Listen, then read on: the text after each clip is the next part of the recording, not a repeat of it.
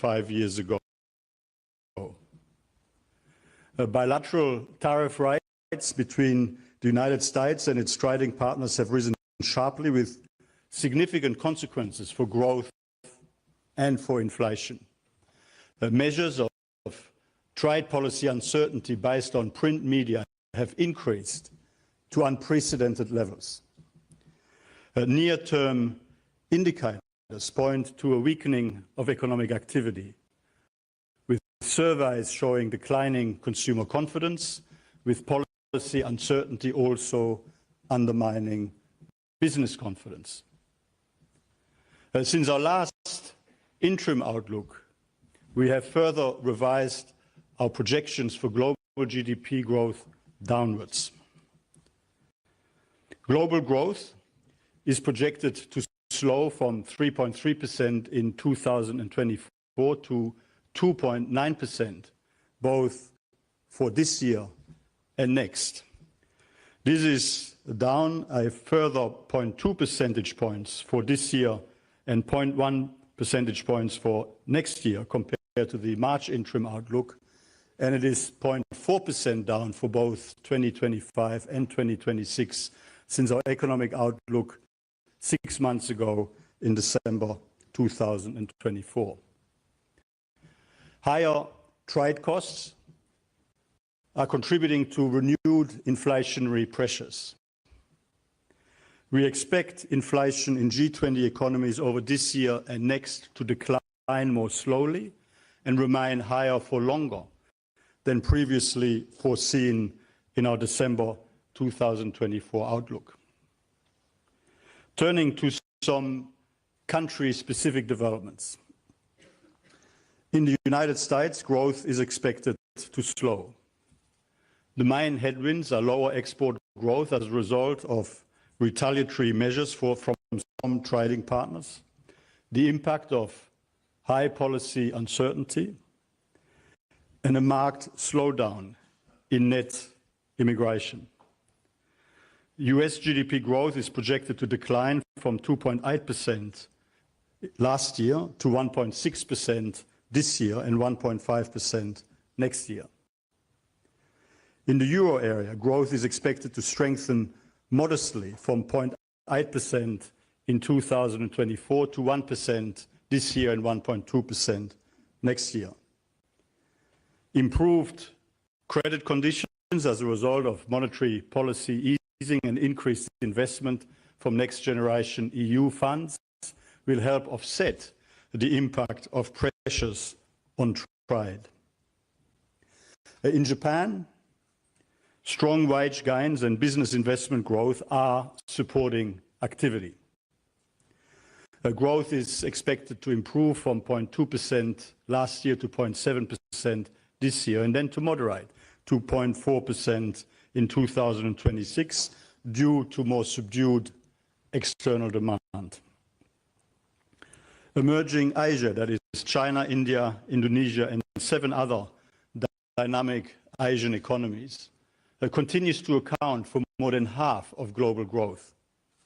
Still, the increase in tariffs will weaken growth in China, while fiscal measures such as subsidies for consumer goods help cushion the slowdown. We expect growth to moderate from 5% last year to 4.7% in 2025 and 4.3% in 2026.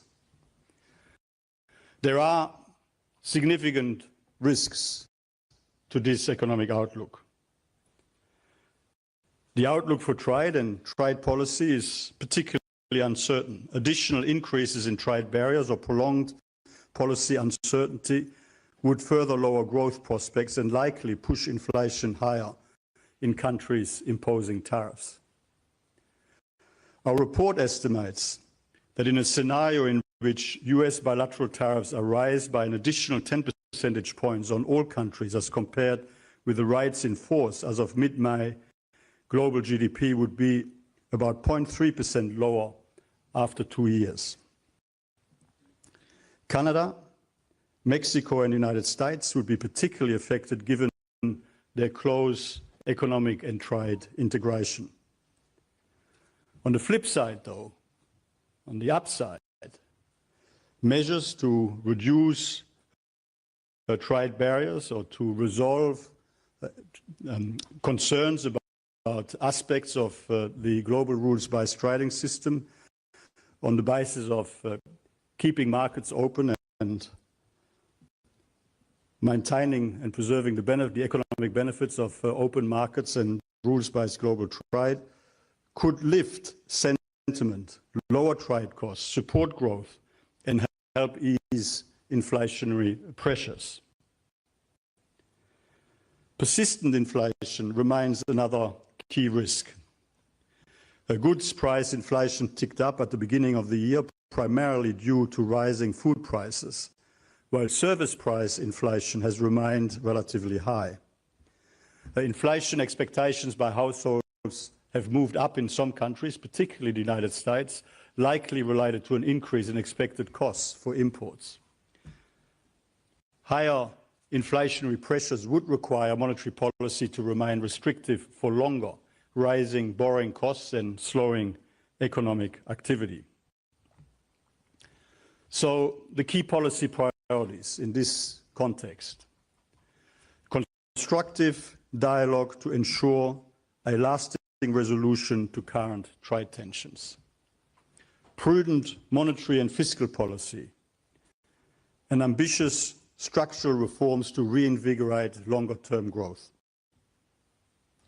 In relation to the higher trade policy uncertainty and tariffs over the past few months, our key recommendation to all governments is to engage with each other to address issues in the global trading system cooperatively, to talk the issues through among market-based democracies and beyond with any partner countries around the world prepared to engage in good faith conversations about how best to make the global rules-based trading system fairer and work better for everyone. The OECD is in many ways a perfect platform for some of those very important multilateral conversations.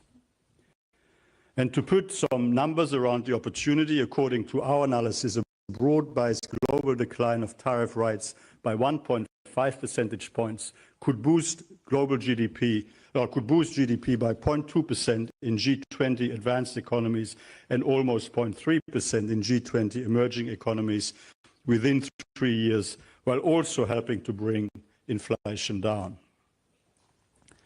The OECD's unique data analysis standards and tools in areas ranging from market-distorting subsidies to the importance of competitive neutrality, sound corporate governance of state-owned enterprises, and responsible business conduct can provide important input into key bilateral and multilateral conversations about improving global trading arrangements. Monetary policy will need to be carefully calibrated.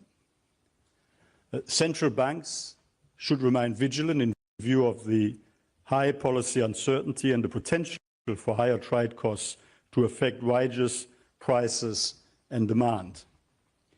If inflation expectations remain well anchored and trade tensions do not escalate, policy rate reductions can continue in countries where inflation is projected to moderate or stay subdued.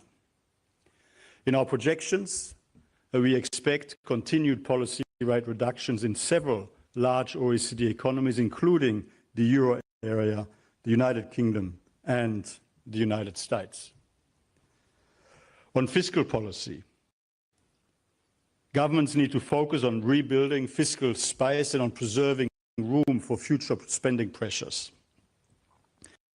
Last year, public debt in the OECD stood at 112% of GDP, up from 73% in 2007. And debt servicing costs are on the rise. Our global debt report released in March shows that government interest payments increased as a share of GDP in about 2/3 of OECD countries last year, reaching 3.3% on average. In parallel, defense spending requirements have been increasing in Europe and elsewhere, though it is still below countries' own targets, forcing difficult choices about the pace and the composition of fiscal adjustment.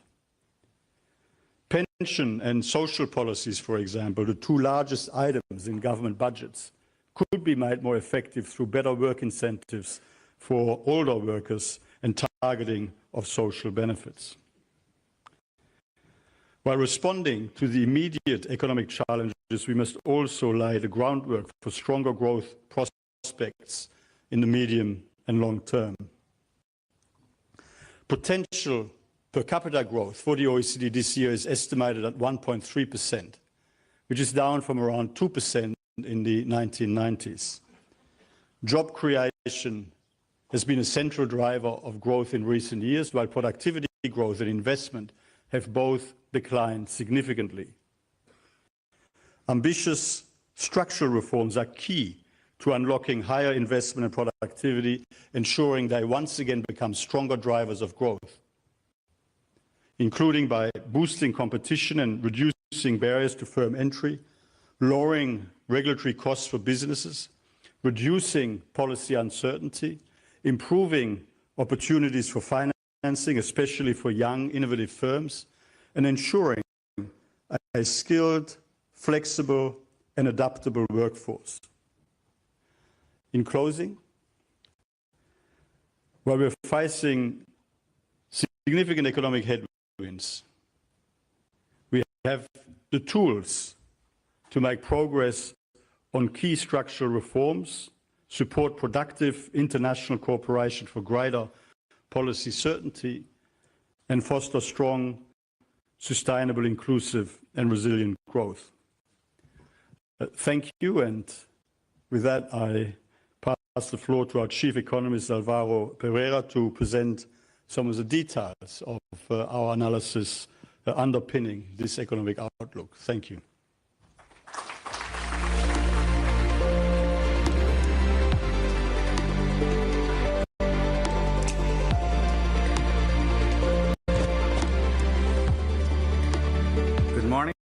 Pleasure to be here. Just would like to first thank the teams that work on this economic outlook, in particular the NPR team and also all the economics department and the desks. So the overarching theme of this economic outlook is tackling uncertainty, reviving growth.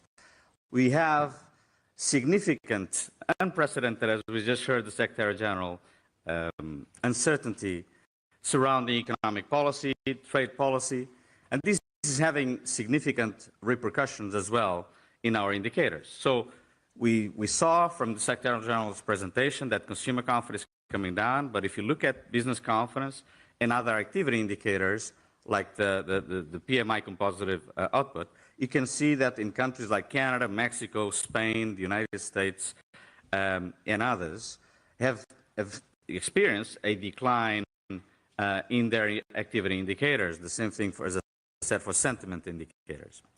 One of the reasons for this is, as I said, trade uncertainty and the significant change in trade policy in the United States. Basically, this graph tells you the average effective tariffs in the United States in the last 130 years. You can see that if you take into account right now the assumption that we make in this economic outlook, which is basically tariffs from May 14th or mid-May go forward, you can see that basically the average tariff rate for the United States right now is the highest since 1936. And if you take this to the April 9th tariff announcements, then it would be the highest since the 1890s. These have significant implications, as we saw, for consumer, for investor, but also the question is, will it happen for trade? Well, in the first quarter of 2025, in fact, trade was fairly resilient. We had the largest quarter of trade growth in the last 4 years. And this is mostly because a lot of firms in the steel sector, aluminum, pharmaceuticals, front-loaded their exports to the United States to try to avoid these tariffs. That's why the trade growth has held up and has been fairly resilient. But we expect that there will be some adjustment, even though trade growth will be around 2.7% this year, which is about a percentage point lower than we had forecast, as we'll see later. So all these consequences, lower confidence in consumer, lower confidence for investment, the uncertainty surrounding trade and economic policy is having also a consequence. And we, because of this, we also downgraded our forecasts for the world economy. So as we heard, right now our forecast is a growth of about 2.9%. But the most important thing, if you see this graph, if you see this table in terms of numbers, and you see the next, which is basically gives you the G20 and non-G20 economies, it doesn't matter if you are a G20 or if you are a small economy. If you are open or relatively more closed, we downgraded almost everybody in terms of our forecasts. Just noticeable exceptions were Argentina's recovering from significant crisis, the adjustment, the structural reforms are paying off, inflation is coming down, and this is having a positive consequence. And in other countries, either because of particular factors, there's been an upgrade, but basically we downgrade almost everybody. In terms of inflation, as we just heard as well, we expect inflation will stay higher for longer periods of time. We expect, for example, in the United States, inflation will reach close to 4% at the end of the year, and then will come down next year. But for most countries, inflation will stay a bit higher for longer because of all these factors, even though we do think that by the end of 26, they'll be closer to their targets. In terms of risks, we first started with the risk of further trade fragmentation will harm global growth. So we have a simulation in which we say, if we have additional tariffs, about 10% from the United States vis-a-vis the rest of the world, what will be the consequence? And the first consequence is what you see in the red column, basically direct impact from tariffs in terms of output. Remember, tariffs usually tend to increase intermediary inputs and also other factors in the economy.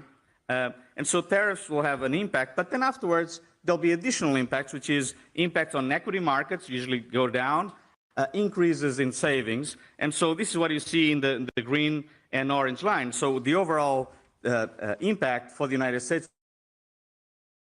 0.6% growth less, and percentage growth altogether. So this is a significant risk. Now, this is very important to get trade agreements, get to the table, get trade agreements so that we avoid further trade fragmentation. And in fact, we lower trade barriers. On the other hand, we also know that, as we saw in the presentation of the Secretary General, debt levels are fairly high. And in fact, not only debt levels are already very high, but also spending pressures are rising. So we have defense expenditures that are rising. We have expenditures related to the green transition that also are quite important, and they are rising. And on the other hand, we also have spending associated with the aging costs. Aging is one of the big advances of humanity. We are getting, in terms of life expectancy, 2 years per decade. But if nothing happens, if policy stays unchanged, there will be a significant cost. And here you have the cost for your economies in terms of pension expenditures, long-term care, and also health expenditures. And for certain countries, this is a big item and will add to the spending pressure. So basically, these future spending pressures obviously pose a significant challenge for public debt sustainability, and this is a risk going forward. On the other hand, we also know that tighter financial conditions have a significant risk for many low-income countries. In particular, as we see in this graph, and as the Secretary General mentioned in our debt report that was launched in March, you can see that about 40% of debt that will be refinanced and needs to be refinanced in the next 2 years is from highly speculative debt. So, there's a risk that refinancing might be difficult for some of these countries. And on the other hand, in terms of financial market as well, there's historical elevated valuations in many of these equity markets. And so if there's a shock, a negative shock, this might pose a vulnerability going forward. So what type of policies, since we have these conditions, what type of policies is the OECD recommending right now? So first of all, first and foremost, top policy priority, negotiations and especially trade agreements, dialogue going so that we are able to lower trade barriers. In this graph, what you can see is the OECD forecast in December for trade growth compared to what is our forecast right now. You can see there's a big gap between the two lines. We are revised down significantly our trade growth projection, and this means basically if instead of having additional trade barriers, if we lower trade barriers, as we saw the simulation before, we'll have a positive impact on growth. On the other hand, monetary policy needs to remain vigilant, since now we have an environment in which goods price inflation ticked up a little bit, service price inflation continues to be fairly sticky, at the same time that we have additional pressures from the tariff environment. So basically, monetary policy needs to remain vigilant going forward. And on the other hand, given the big spending pressures and the high debt that we have in the world economy, it's quite important to be able to take some fiscal action and go back to fiscal discipline for many of the countries. We don't expect significant fiscal consolidation for most of the countries that we follow. Having said that, we do think that, first of all, in this graph you can see what your average country is spending on the different items, and we think in many of these items it's possible, if you undertake spending reviews, to find spending efficiencies, but more importantly, we also think that it's quite important to strengthen medium-term frameworks, so fiscal frameworks in the future. Don't look only at the short run, think about medium and long term. What are the consequences? So establish these medium-term fiscal frameworks, introducing, if you don't have them, independent fiscal institutions, and also broadening tax bases and lowering rates sometimes, depending on our circumstances, might be a good option going forward in terms of fiscal.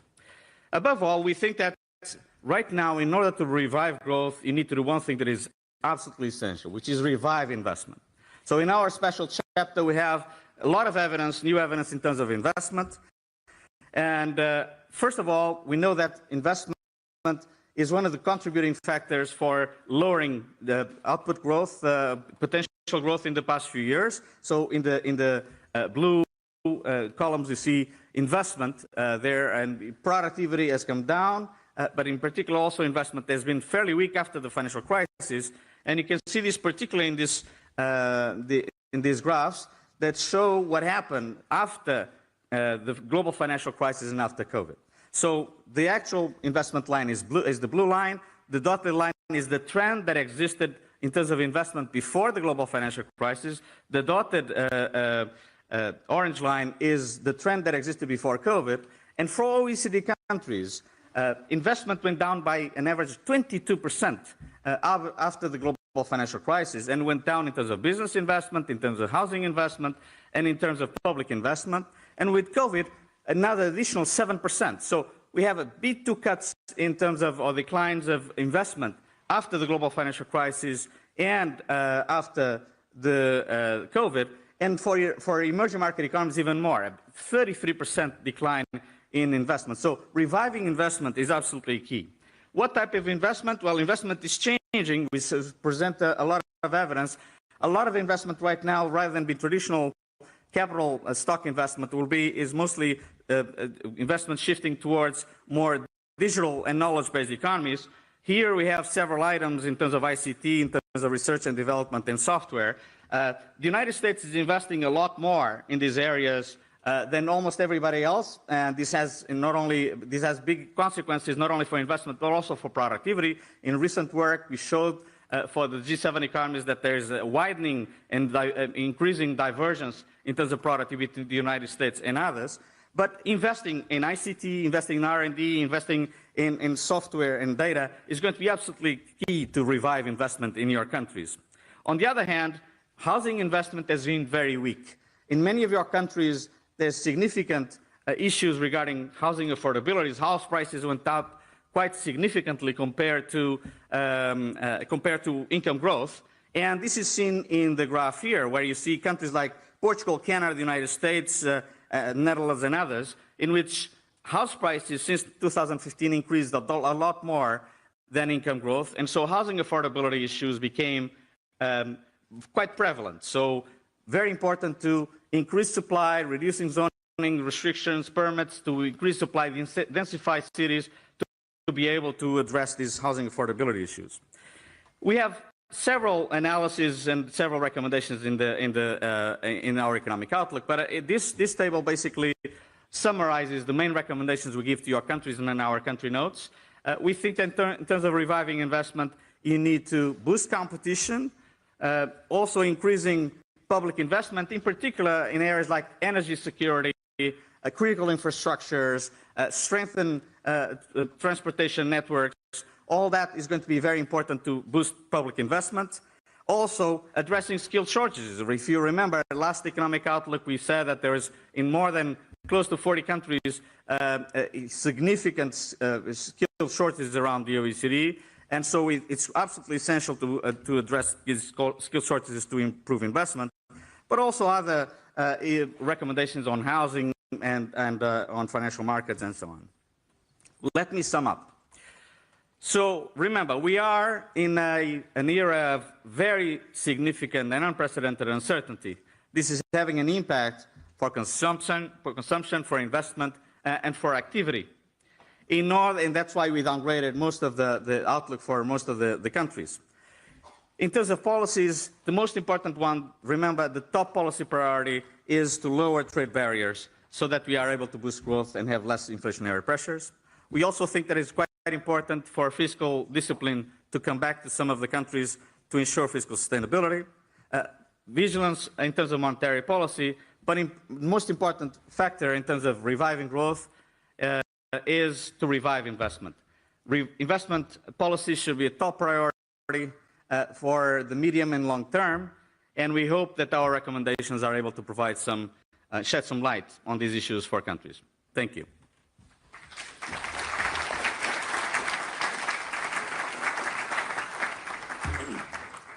Thank you very much, Alvaro, Secretary General. We'll now move to questions for those here in the room. For those online, please feel free to put your questions into the Zoom. We'll try to get to some of those, but here in the room first, we'll go right there. Please introduce yourself. Ángel Calvo from the Spanish press news agency EFE. Your outlook is clear about the effects on the short term for the US and for the other countries.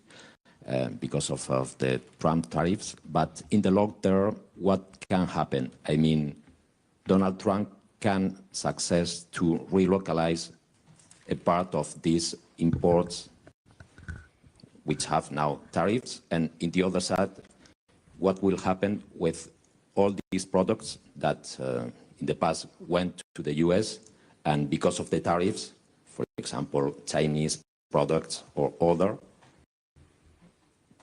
not go to the US, where these products will go and which will be the effect? Well, I'm going to ask Alvaro to complement my answer, but let me just reinforce the point. The best possible forward trajectory and the best possible direction will be one based on a dialogue, bilateral and multilateral dialogue, and sharing the diagnostic of what the challenges and issues are in the way the global rules-based trading system is working at present, and to come up with the best possible ways to make international trading arrangements, global trading arrangements fairer and work better, while preserving the unquestionable economic benefits of open markets and rules-based global trade. The efficiency benefits, the benefits in terms of innovation, competitiveness, driving costs down, ensuring that consumers and businesses have access to the highest quality goods at the best and services at the best possible prices, and indeed, driving increased incomes, driving lower costs. Now, there are some real issues to be tackled in terms of the way global rules-based trading arrangements are currently working. There are things to be done to improve economic security, to increase the resilience of supply chains, to improve the global level playing field. But the best way to do it is, in particular, for market-based democracies to work together on the best possible ways forward, and for market-based democracies around the world to engage with all other countries committed to reform global trading arrangements in good faith to ensure that they are fair and work better for everyone. But Alvaro. Well, you asked about the long run. Well, in the long run, productivity growth is going to make all the difference. And so countries that are able to revise their productivity and are able to become more innovative and continue to be on the technological frontier will be the ones that will do better. In fact, that's why in recent work that we've done in terms of the impact of AI, which is a general purpose technology, will have a significant impact across the economy. One thing that we see is that right now there's a widening gap in terms of productivity growth between the United States and the rest of the OECD economies. And we expect with the artificial intelligence and the development and the investment in new technologies that the United States, as I just showed, is leading, we expect that this productivity gap will widen. So it's very important for countries around the world, if they want to revive their productivity, to bring more investment to the table, investing in this type of technologies, accelerating the investment in addressing skill shortages is going to be quite important. So this is what is going to matter mostly in the long term. You asked about trade diversion. Well, trade diversion happens when they have very often with trade barriers. Usually exporters, if they find that one market closes, they'll try to find for others. So we wouldn't be surprised that that could happen. But we will not speculate on specific markets that this will happen. Thank you. Looking over here for other questions, please introduce yourself. Lee Thomas from Reuters. You've substantially downgraded your outlook for the United States vis-a-vis your March interim outlook. Could you walk us through specifically what has changed in your view for the U.S. economy since then? And as well, could you give us your quick take on the U.S. budget legislation going through Congress? Thank you very much. Well, in terms of the outlook, we know that sentiment indicators of consumption and for investment came down. Activity indicators, as I just showed you, also went down. And this is reflected not only in the soft data, but also in the hard data. So basically, what we expect will happen to consumption and investment going forward. Well, we also know that since March, there's been an increase in trade barriers, and we take this into account in our estimations, not only from our desks, but also from our models. I try to understand what will be the impact. So that's the reason why we've downgraded the United States, like we downgraded many other countries. In terms of the budget, we incorporate the budget forecasts in our own forecasts. So the extension of the tax cuts and all the other tax cuts are incorporated in our forecasts. Thank you. Looking over here, are there other questions from journalists in the room?